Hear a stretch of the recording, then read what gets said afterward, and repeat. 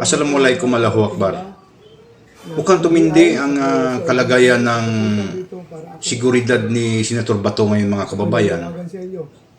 Naglabas na ang Korte Suprema ng response doon sa petisyon na hinihain nila hinggil sa mingi sila ng TRO dito sa warrant of arrest na galing sa ICC. Napansin ko na mukhang minamadali talaga ito at talagang gagawin talaga lahat ng Malacanang ang agarang pag-aaresto nito ni Senator Bato ngayon.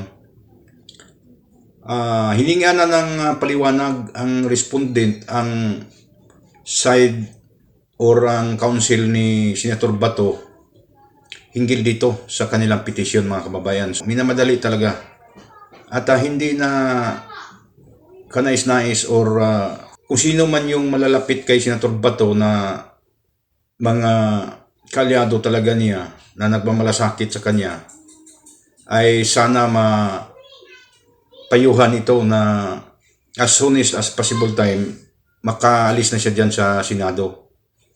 Umalis ka na dyan, Senator Bato, talagang nanganganib na talaga yung seguridad mo.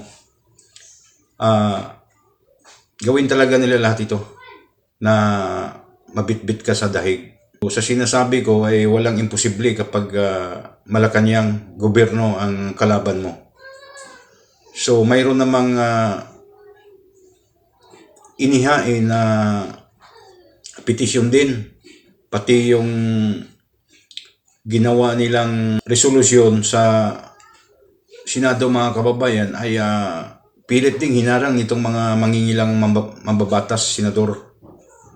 Actually, 5 na silang hindi sumang-ayon dito. Itong resolution number 44 kung saan binigyan sila si Senator Bato ng protective custody sa Senado.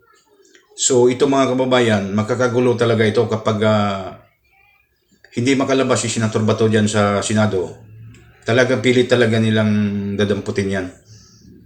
Kasi sa napansin ko, itong pag-issue ng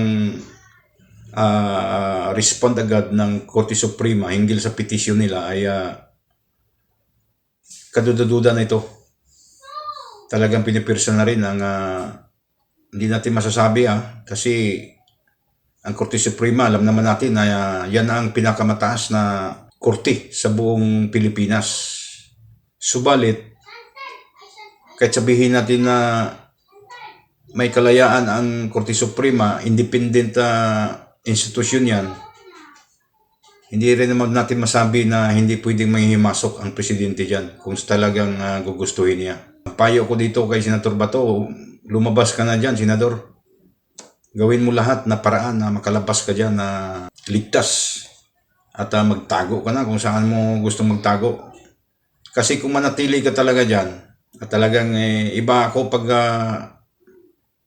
may pakiramdam na kung hindi maganda para natatanaw ko na hindi talaga maganda ang kalagayan mo dyan.